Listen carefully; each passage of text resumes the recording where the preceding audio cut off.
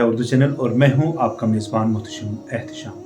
Urdu channel के खुसूसी programme खास खबर में आपका खैर मकदम है। नाज़रीन, DPAP के सदर साबिक वज़ीर आला जम्मू कश्मीर गुलाम नबी आज़ाद ने भी ईरानी सदर के हादसाती मौत पर अफसोस का इजहार किया है। उन्होंने कहा कि वो ईरान के इस गम में बराबर के शरीक हैं, जबकि उन्होंने आलमी बरादरी से अपील की है कि वो इस गम की घड़ी में ईरान का भरपूर ताअवुन करें। मज़ीद क्या था उनका कहना, आइए सुनते हैं उन्हीं की ज़ुबानी।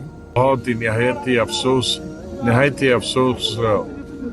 बात है कि ईरान के सदर, उनके फॉरेन मिनिस्टर, उनके और भी सीनियर ऑफिसर उस में शहीद हो गए। अल्लाह ताला उन्हें जन्नत नसीब करे और अल्लाह ताला ईरान को इस मौके पर पूरी दुनिया की मदद मिलनी चाहिए, पूरी मदद मिलनी चाहिए ईरान की हुकूमत को। और मैं अल्लाह ताला से ये दुआ करता हूँ कि वो वहाँ कोई नया लीडर चुने जो मकबूल हूँ और ईरान को इस इन हालात में संभाल सके। ईरान और इंडिया के बड़े अच्छे ताल्लुकात हैं।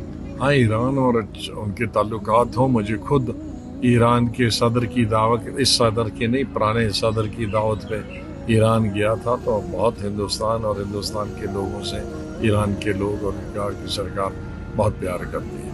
उर्दू चैनल में आज बस इतना ही। अपने मेज़बान मुहतशम एहतिशाम और उर्दू चैनल की पूरी टीम को दीजिए इजाज़त। आप हमारा चैनल सब्सक्राइब करें, वीडियोस लाइक और शेयर करें, कमेंट बॉक्स में अपने तासरात से नवाजें और बेल आइकन लाजमी क्लिक करें। खुदा हाफिज़।